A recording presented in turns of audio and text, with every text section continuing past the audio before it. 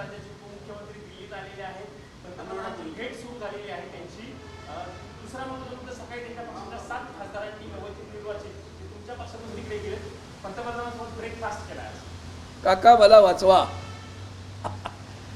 त्यांना कळून चुकलेलं आहे की माननीय सुप्रीम कोर्टामध्ये ज्या पद्धतीनं डिबेट होते किंवा बाजू मांडली जाते माननीय कपिल सिब्बलांकडून शिवसेना उद्धव बाळासाहेब ठाकरे पक्षाची, ती पाहताच 2 दिवसात त्यांना कळलेलं आहे पायाखालची वाळू सरकली. आता ही पायाखालची वाळू महाशक्ती असं त्यांचा प्रत्येक वेळा गुवाहाटीची काढून बघा तुम्ही, उल्लेख मिळेल तुम्हाला. महाशक्ती आहे, तुम्ही काळजी करू नका. ते आलेत आता महाशक्तीकडे. आता गणपती नाही, मग आरतीही ओवाळायला जाता येणार नाही महाशक्तीला.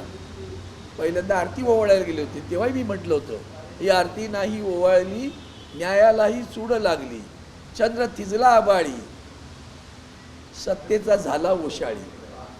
हे मी तेव्हाही म्हटलं होतं, आजही पुन्हा तेच सांगतो. आणि म्हणून आता तसं होईल परत, असं होणे नाही. मुळात काय याला जोडून असा प्रश्न आहे की तुम्ही म्हणताय कपिल सिब्बल यांनी बाजू मांडली, पण कपिल सिब्बल यांनी 370च्या विरोधात बाजू मांडली, राम मंदिराच्या वेळी बाजू मांडली, त्यांच्या बाजूने निकाल लागतो असं आपण कसं गृहीत धरू? प्रश्न त्यांच्या बाजूने नाही, प्रश्न न्यायाच्या बाजूने निकाल लागतो की नाही. म्हणून मुद्दा असा आहे 370 करावं लागेल की नाही. आहे ना न्यायालयाचं चंद्रचूड साहेबांचं संबंध. तुम्ही त्या दरम्यान झालेली जी काही डिबेट्स आहेत ते बाजू सुनावण्या झाल्या, त्या सुनावण्यांचं संकलन पहा. त्यांनी इतक्या पद्धतीनं माननीय राज्यपालांना ताशेरे भरले. त्यांनी असं म्हटलं राज्यपालांचं प्रत्येक पाऊले असंविधानिक होतं, पण वरून दडपण आरती आल्याबरोबर ताबडतोब त्यांचा निर्णय फिरला. तरी पण त्यांनी निर्णय घेण्याची जी काही साधारण आणून ठेवलं आणि ते प्रक्रिया करायला कोणाला सांगितलं? विधानसभेच्या अध्यक्षाला. त्यांनी काय केलं ते तुम्हाला सगळ्यांना माहिती आहे. आणि मग हा जो काही प्रकार आहे तो पाहिल्यानंतर 2 दिवसातल्या सुनावणी समजून आलेला आहे. आणि म्हणून जी काही काल परवाकडे थातूर बातूर उत्तरं देतात आमच्यावर एवढे आहेत तेवढे, त्याचा काही संबंध नाही आहे. विषय तत्कालीन त्या वेळेला काय घडलं आणि त्यावेळेला तुमच्यावर किती लोक होते, हा विषय आहे. आणि मला कधी कधी कळतच नाही की फक्त विधानसभेचे आमदार गेले म्हणून पक्ष देता येतो का? मग एक आमदार असेल आणि तो पक्ष गेला तर त्याला आमदार तो पक्ष घेऊन जाईल का? आमदार कुठलाही मोठा पक्ष घेऊन जाऊ शकतो का एकच आमदार आहे म्हणून? पुन्हा गोष्ट अशी की नुसतं आमदारांना अवलंबून मग लोकसभेचे खासदार पण आहेत. मग तेव्हा आमच्याकडे 18 खासदार आणि 3 राज्यसभा, 21 खासदार होते. एक त्यांचा पुत्र सोडला तर बाकी कोण गेलं होतं?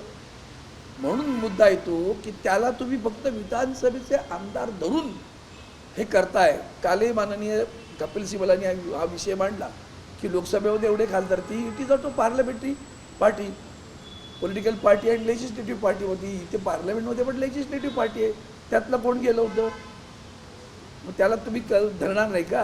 हा खरा मुद्दा आहे. आणि म्हणून त्यांना लक्षात आलेलं आहे ते आता पुढचं सगळं सांगत बसतात. एक विषय असा आहे की सर्वोच्च न्यायालयाचं एक निकाल पत्र आहे ज्यामध्ये असं म्हणतात की पहिल्यांदा तुम्ही पक्षाची ध्येय उद्दिष्ट बघा, त्यानंतर पक्षाच्या संविधानानुसार पक्ष संघटना कोणासोबत आहे बघा.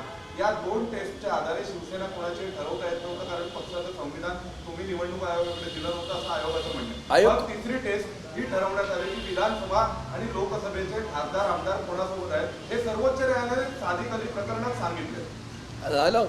म्हणून पुन्हा एकदा सांगतो, मग राबिया केसमध्ये काय सांगितलं?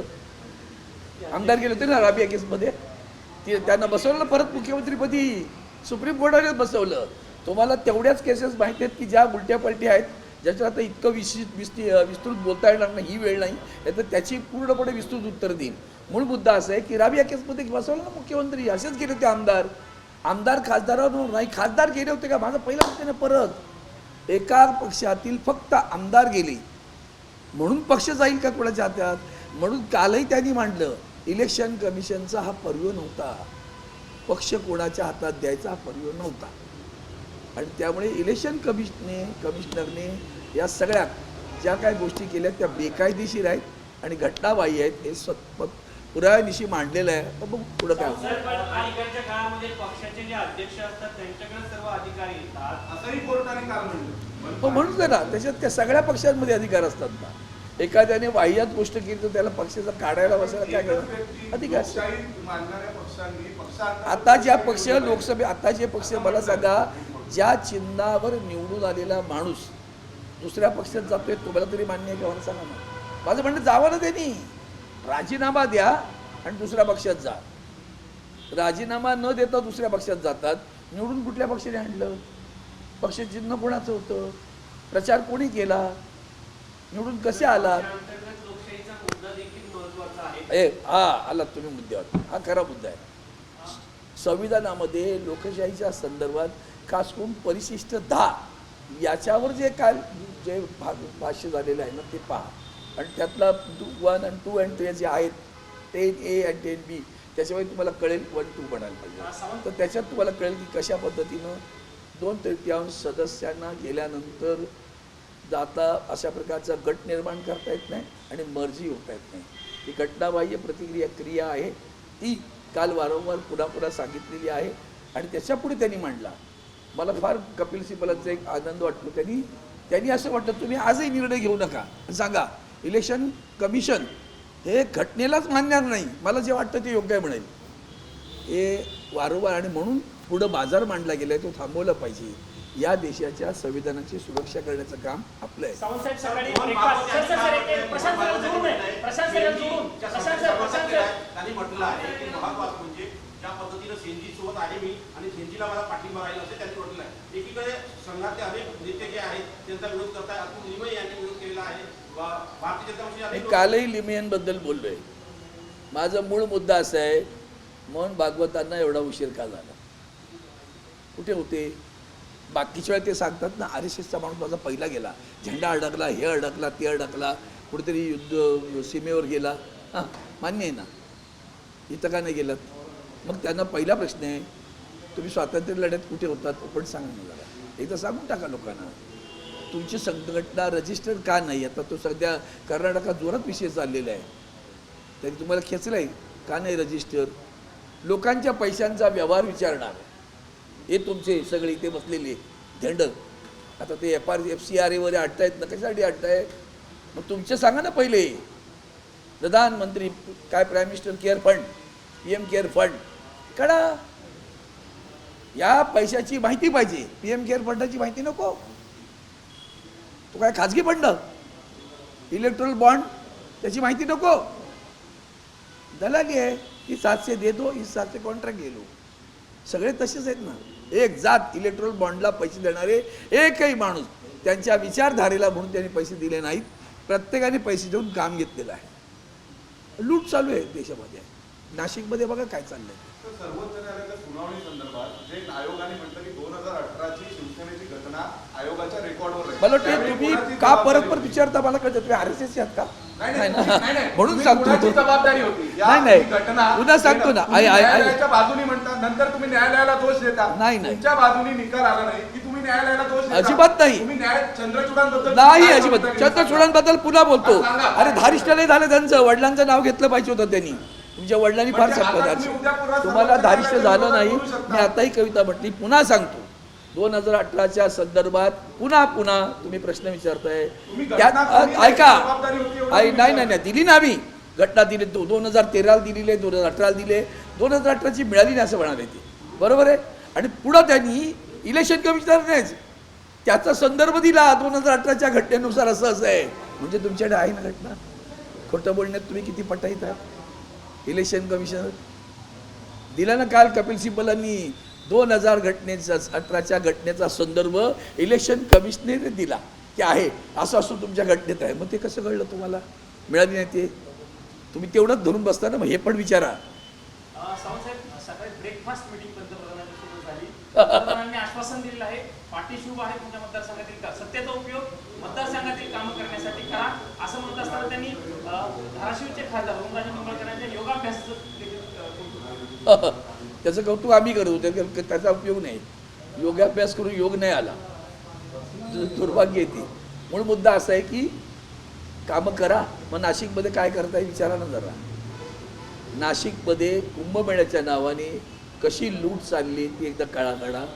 एक वेळ जशी आत्ता प्रभू रामचंद्रांच्या अयोध्या मंदिराची चौकशी आलेली आहे त्याची चर्चा मागतोय, ती टाळतायत. लोकांना सांगता आम्ही सभागृह चालत नाही. आमचं म्हणणं आहे की याची चर्चा व्हायला हवी. ती चर्चा करत नाही. राम मंदिराची निर्माण केल्याचं सगळं क्रेडिट घेतलं अरे प्रभू रामचंद्राला करंगळी घेऊन तुम्ही चालवत आणलात हो. तुम्ही काय दशरथ का? तुम्ही राजा दशरथ? कोण तुम्ही? प्रभू रामचंद्राला कळंगळी घेऊन येता आणि तिथं पुन्हा नेमणुका केल्या तुम्ही, उद्घाटन केलं तुम्ही, जसं काय ते तुमची प्रायव्हेट संस्था होती. तिथल्या त्या संस्थेनं ज्यांनी पहिल्यांदा या संदर्भात विषय घेऊन कोर्टात गेले होते, ते ज्या आखाड्याने ती मोहीम घेतली त्यानं सगळ्यांना बाजूला केलं, पुजाऱ्याला सुद्धा बाजूला केलं, 10 रुपयाचे पैसे मिळाले म्हणून त्याला बाजूला केलं. हे सगळं लुटण्याची सगळी प्रॅक्टिस असतात आणि त्या पद्धतीने चाललेलं आहे. आमचं म्हणणं असं की जसं नीटवर शेवटी त्यांना परीक्षा घ्यावा लागला, पण कायदा सुव्यवस्थेत त्याला धरून जी होती म्हणून आज हे देशाचे गृहमंत्री सदनात येत नाहीत, देशाचे पंतप्रधान सदनात येत नाहीत. याचा अर्थ मन खातंय, चुका झाल्या आहेत आणि ते समोरचा विरोधी पक्ष त्यांना उघडं नगडं केल्याशिवाय राहणार नाही याची त्यांना खातरजमा आहे, म्हणून ते सभागृहात येत नाही. बाळासाहेब ठाकरेंनी हा पक्ष स्थापन केला, म्हणून उद्धव ठाकरेंचा हा पक्ष होता. नाही. उद्धवसाहेब ठाकरे यांना त्याच्या अगोदर वंदनीय शिवसेना प्रमुख असताना महाबळेश्वरला राष्ट्रीय कार्यकारिणीची सभा झाली आणि त्या प्रतिनिधी सभेमध्ये त्यांना कार्याध्यक्षपद दिलं होतं. ते कार्याध्यक्षपद आणि त्यानंतर 2012ला जेव्हा वंदनीय शिवसेना प्रमुख निवर्तल्यानंतर 2013मध्ये प्रतिनिधी सभा झाली आणि त्या सभेमध्ये शिवसेना प्रमुख हे पद फक्त वंदनीय शिवसेना प्रमुख बाळासाहेब ठाकरेंना शोधतं. यापुढं कोणीही पक्षाचा प्रमुख आला तर त्याला शिवसेना प्रमुख नाही म्हणतं, म्हणून ते नाव सीज केलं गेलं, फ्रीज केलं गेलं. तर आपण ते फ्रीज केलं आणि मग कोणतं नाव द्यायचं? पक्षप्रमुख. आणि ते पक्षप्रमुख पुन्हा तिथेच लोकशाही पद्धतीनं कोणाला विचारलं 10 वेळा तुम्हाला व्हायचं आहे का, नाव द्या, हे द्या, हे होते ना दाढीवाले तेव्हा, आणि त्यातून मग त्यांना पक्षप्रमुख निवडलं गेलं. 2018ला जी प्रतिनिधी सभा झाली त्यांची नियुक्ती हे स्वतः उद्धव ठाकरे यांनी केली होती. नाही माझ्या आमच्या सह्या आहेत त्याच्यावर, जरा बघा एकदा. तुमची नियुक्ती कशी काय निवड झाली ना चक्क बाबा. आता प्रतिनिधी निवड झाली तिथे प्रतिनिधी सभेमध्ये या पदासाठी कोण इच्छुक आहे का विचारलं गेलं, एकच आलं, सगळ्यांनी एक मताने मोठं विशेष काही नाही त्याच्यामध्ये, विशेष काही नाही. सगळ्यांनी मिळून एक मताने एक दिलाने त्यांना पक्षप्रमुख या पदावर आहे. कार्याध्यक्षपद सुद्धा तेव्हा राजसाहेब सोबत होते. माननीय राजसाहेब ठाकरेंनी प्रस्ताव मांडला या पक्षाचे कार्याध्यक्ष पदासाठी मी उद्धव ठाकरे यांचं नाव सुचवतो. प्रतिनिधी सभाची तुमची जी संख्या आहे त्याच्यामध्ये काही लोक स्वतः अध्यक्ष नियुक्त करतात, ते प्रतिनिधी सभेचे लोक पुन्हा अध्यक्षांची नियुक्ती करतात. अशा पद्धतीने हा खरा मुद्दा आहे तुमचा, हा चांगला मुद्दा आहे. मूळ मुद्दा तो नाही. म्हणजे ही शिवसेना आमची जी आहे, उद्धव साहेब ज्याचे पक्षप्रमुख आहे, त्यातून ही माणसं पळाली. आता 2च गोष्टी सांगतो. एक, जाताना कसे गेले ते जगाला माहिती आहे. लाचार आणि आश्रितासारखे कुणाच्या दरवाज्यात फिरत होते. सुरतला गेले, राज्य कुणाचं? भारतीय जनता पार्टीचं राज्य. आसामला गेले, गुवाहाटीला, राज्य कुणाचं? भारतीय जनता पार्टीचं. म्हणून तिथली संबंध सुरक्षा व्यवस्था म्हणजे येणाऱ्या जाणाऱ्या कुटुंबियांना पण भेटायला दिलं जात नव्हतं. तिथून कुठे गेले? गोव्याला. म्हणजे सगळी राज्य भारतीय जनता पार्टीच्या अखत्यारीत येतात. तिथे लाचारासारखी आश्रितांसारखी गेली. झाली होती का आमची सभा? सभेत विषय आला होता का की बाबा आम्हाला या संदर्भात चर्चा करायची आणि आपल्याला नवीन पक्षाध्यक्ष द्यायचा? नाही ना, त्याच्यावर घटना पण नव्हती ना. फक्त एवढंच, महाशक्ती आपल्यासोबत आहे, काळजी करू नका. मग कुणीतरी सांगितलं कायद्याच्या चौकटीत अडकणार तुम्ही. मग मुख्य नेता ह्याचे काय आहे, ती घटना त्यांची नाही. त्याच्यात मुख्य नेता पदही आमच्याकडे नाही. आमच्या संघटनेच्या शिवसेना उद्धव बाळासाहेब ठाकरे किंवा पूर्वीच्या शिवसेनेच्या तिथे कुठलंही मुख्य नेता पद नाही, याची नोंद घ्या. मनोज जरांगेंनी आता टीका केलेली आहे एकनाथ शिंदेबद्दल. ती म्हणते की तुम्हाला तुमच्या गद्दारीचा दात पुसून टाकण्यासाठी आम्ही म्हणतो. बरं झालं, लोकांना सत्य तर कळू द्या कोण खरे आहेत ते. म्हणजे अजूनही सांगतो, तुळस डोंगा परर तुळस नाही डोंगा काय भुललं अशी वरिलिया रंगा. तशी ही माणसं आहेत, त्यांना जे सगळे वरून दाखवत आहेत तसं ते नाही. आणि म्हणून काका मला वाचवा दिल्लीत आलेले आहेत, वाचवण्यासाठी भेटायला घेऊन गेलेले आहेत.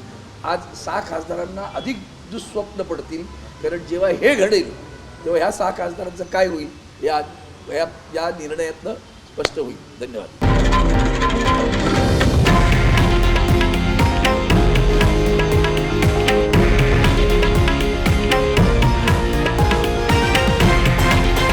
हे आहे देशातील नंबर 1 न्यूज नेटवर्क आणि आपण पाहत आहात TV9 मराठी, एकमेव.